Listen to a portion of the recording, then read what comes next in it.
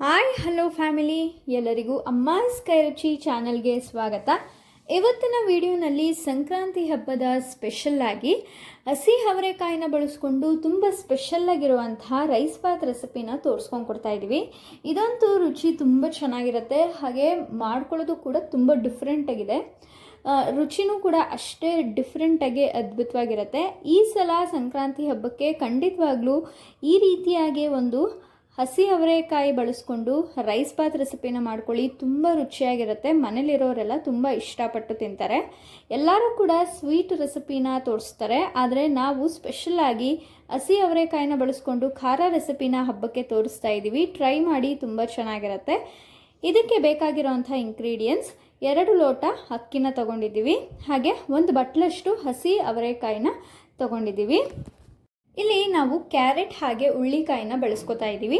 ನಿಮ್ಮ ಹತ್ರ ಯಾವುದೇ ತರಕಾರಿಗಳಿದ್ರೂ ಕೂಡ ನೀವು ಬಳಸ್ಕೋಬೋದು. ಹಾಗೆ ಸ್ವಲ್ಪ ಕೊತ್ತಂಬರಿ ಸೊಪ್ಪು, 2 ಮೀಡಿಯಮ್ ಸೈಜ್ ಟೊಮ್ಯಾಟೊನ ತೊಗೊಂಡಿದ್ದೀವಿ, 1 ಇಂಚಷ್ಟು ಶುಂಠಿನ ತೊಗೊಂಡಿದ್ದೀವಿ, ಹಾಗೆ 1 ಗಡ್ಡೆ ಬೆಳ್ಳುಳ್ಳಿನ ಬಿಡಿಸಿಟ್ಟಿದ್ದೀವಿ, 4 ಹಸಿಮೆಣಸಿನ್ಕಾಯಿನ ತೊಗೊಂಡಿದ್ದೀವಿ, ಹಾಗೆ 4ರಿಂದ 5 ಒಣಮೆಣಸಿನ್ಕಾಯಿನ ತೊಗೊಂಡಿದ್ದೀವಿ. ಇಲ್ಲಿ ನೀವು ಬೇಕು ಅಂದರೆ ಖಾರಕ್ಕೆ ಬರೀ ಹಸಿಮೆಣಸಿನ್ಕಾಯಿನೇ ಕೂಡ ಬಳಸ್ಕೋಬೋದು. ಹಾಗೆ ಸ್ವಲ್ಪ ತೆಂಗಿನಕಾಯಿ ಮತ್ತು ಸ್ವಲ್ಪ ಪುದೀನ ಸೊಪ್ಪು, ಕೊತ್ತಂಬರಿ ಸೊಪ್ಪು 2 ಕೂಡ ಸಮಭಾಗವಾಗಿ ತೊಗೊಂಡಿದ್ದೀವಿ. ಇಲ್ಲಿ ನಾವು ಸ್ವಲ್ಪ ಕಲ್ಲುವ್ವ ಅಂತ ಹೇಳ್ತಾರೆ ನೋಡಿ, ಈ ರೀತಿಯಾಗಿ ಬರುತ್ತೆ. ಸ್ವಲ್ಪ ಕಲ್ಲುವ್ವ, ಮರಾಠಿ ಮೊಗ್ಗು, ಹಾಗೆ ಸ್ಟಾರ್ ಹೂವನ್ನ ತೊಗೊಂಡಿದ್ದೀವಿ, ಹಾಗೆ 1-2 ಏಲಕ್ಕಿನ ತೊಗೊಂಡಿದ್ದೀವಿ, ಹಾಗೆ 1 ಟೇಬಲ್ ಸ್ಪೂನಷ್ಟು ಸೋಂಪು, ಇಲ್ಲಿ ಸ್ವಲ್ಪ ಚಕ್ಕೆ ಹಾಗೆ ಲವಂಗ ತೊಗೊಂಡಿದ್ದೀವಿ, ಮತ್ತು 1-2 ಪಲಾವ್ ಎಲೆ, ಮತ್ತು 1-2 ಈರುಳ್ಳಿನ ಉದ್ದುದಕ್ಕೆ ಕಟ್ ಮಾಡಿಟ್ಟಿದ್ದೀವಿ, 1.5 ಟೇಬಲ್ ಸ್ಪೂನಷ್ಟು ಧನಿಯಾ ಪುಡಿ, ಹಾಗೆ 1 ಟೇಬಲ್ ಸ್ಪೂನಷ್ಟು ಗರಂ ಮಸಾಲ. ಇಲ್ಲಿ ನಾವು ಸ್ವಲ್ಪ ಹಿಂಗನ್ನು ಬಳಸಿದ್ದೀವಿ. ನಿಮ್ಮ ಹತ್ರ ಇದ್ದರೆ ಬಳಸ್ಕೊಳ್ಳಿ, ಇಲ್ಲಾಂದರೆ ಆಪ್ಷನಲ್.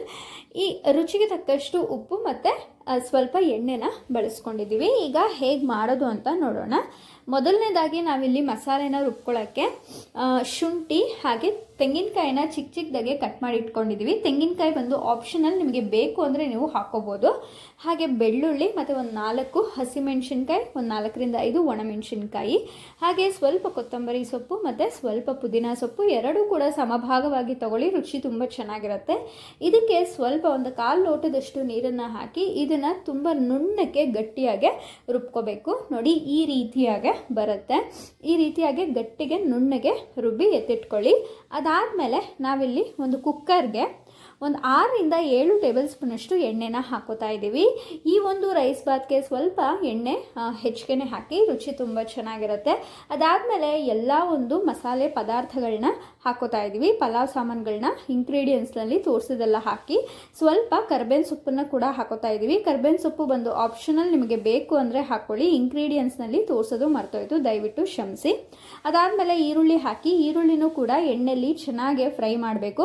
ಇಲ್ಲಿ ನಾವು ಮಸಾಲೆ ಪದಾರ್ಥಗಳನ್ನ ಹಾಕಿರೋದ್ರಿಂದ ಆ ಘಮ ತುಂಬ ಚೆನ್ನಾಗಿ ಬರ್ತಾ ಇದೆ. ಈಗ ಈರುಳ್ಳಿ ಚೆನ್ನಾಗಿ ಫ್ರೈ ಆದಮೇಲೆ ನಾವಿಲ್ಲಿ ಹಸಿ ಅವರೆಕಾಳನ್ನ ಹಾಕೋತಾ ಇದ್ದೀವಿ.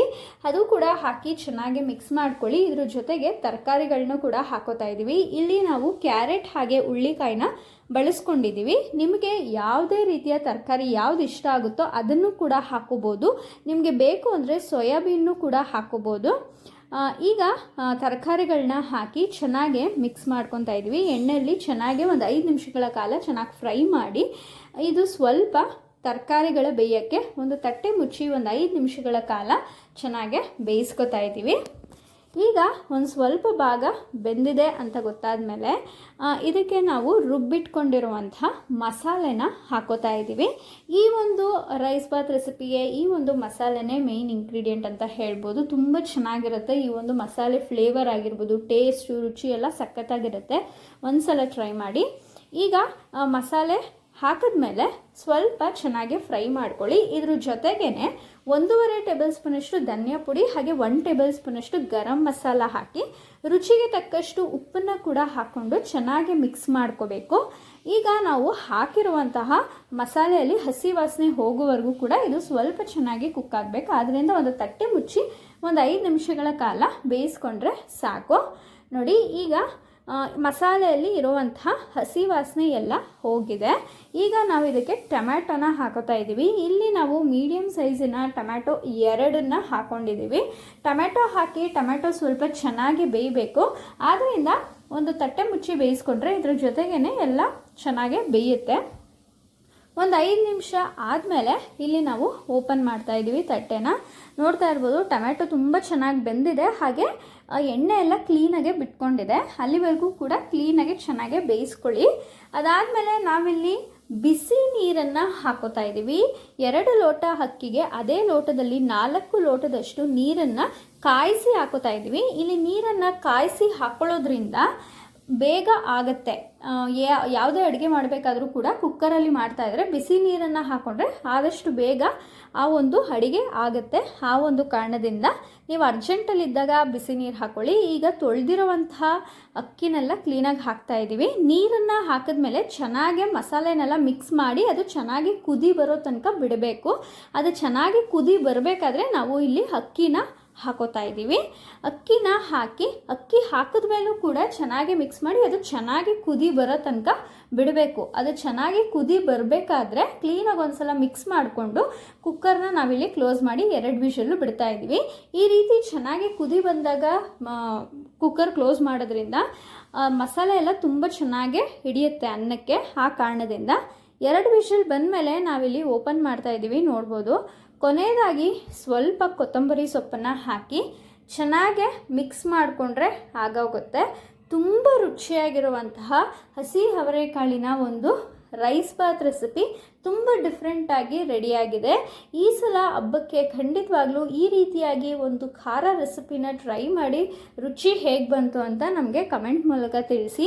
ಈ ಒಂದು ಡಿಫ್ರೆಂಟಾಗಿರುವಂತಹ ರೈಸ್ ಬಾತ್ ರೆಸಿಪಿ ನಿಮಗೆಲ್ಲರಿಗೂ ಇಷ್ಟ ಆಗಿದೆ ಅಂತ ಭಾವಿಸ್ತೀನಿ. ಇಷ್ಟ ಆಗಿದ್ದರೆ ಅಮ್ಮಾಸ್ ಕೈ ರುಚಿ ಚಾನಲ್ನ ಸಬ್ಸ್ಕ್ರೈಬ್ ಮಾಡ್ಕೊಳ್ಳಿ. ಹಾಗೆ ಲೈಕ್, ಶೇರ್, ಕಮೆಂಟ್ ಮಾಡಿ. ನಿಮ್ಮ ಫ್ರೆಂಡ್ಸ್ ಆ್ಯಂಡ್ ಫ್ಯಾಮಿಲಿಗೂ ಈ ಒಂದು ರೆಸಿಪಿನ ಶೇರ್ ಮಾಡಿ. ಈಗ ಬರುವಂತಹ ಮಕರ ಸಂಕ್ರಾಂತಿಗೆ ಈ ಒಂದು ರೆಸಿಪಿನ ಟ್ರೈ ಮಾಡಿ ನೀವು ಕೂಡ ರುಚಿ ನೋಡಿ ಹೇಗಿತ್ತು ಅಂತ ನಮಗೆ ಕಮೆಂಟ್ ಮೂಲಕ ತಿಳಿಸೋದನ್ನ ಮರಿಬೇಡಿ. ಇದೇ ಥರ ಡಿಫ್ರೆಂಟ್ ರೆಸಿಪೀಸ್ಗಾಗಿ ಅಮ್ಮಾಸ್ ಕೈ ರುಚಿ ಚಾನಲ್ನ ಸಬ್ಸ್ಕ್ರೈಬ್ ಮಾಡಿಕೊಂಡು ಸಪೋರ್ಟ್ ಮಾಡ್ತಾ ಇರಿ ಅಂತ ಕೇಳ್ತಾ ಎಲ್ಲರಿಗೂ ಹೊಸ ವರ್ಷದ ಮೊದಲನೇ ಹಬ್ಬವಾದ ಮಕರ ಸಂಕ್ರಾಂತಿ ಹಬ್ಬದ ಆರ್ಥಿಕ ಶುಭಾಶಯಗಳು. ದೇವರು ನಿಮ್ಮ ಇಷ್ಟ ಐಶ್ವರ್ಯ ಎಲ್ಲವನ್ನೂ ಕೂಡ ಸಿದ್ಧಿಸಲಿ ಅಂತ ಬೇಡ್ಕೋತಾ ಈ ಒಂದು ವಿಡಿಯೋನ ನೀವೆಲ್ಲರೂ ಕೂಡ ಕೊನೆಯವರೆಗೂ ನೋಡಿದ್ದಕ್ಕಾಗಿ ಎಲ್ಲರಿಗೂ ತುಂಬ ಹೃದಯದ ಧನ್ಯವಾದಗಳು.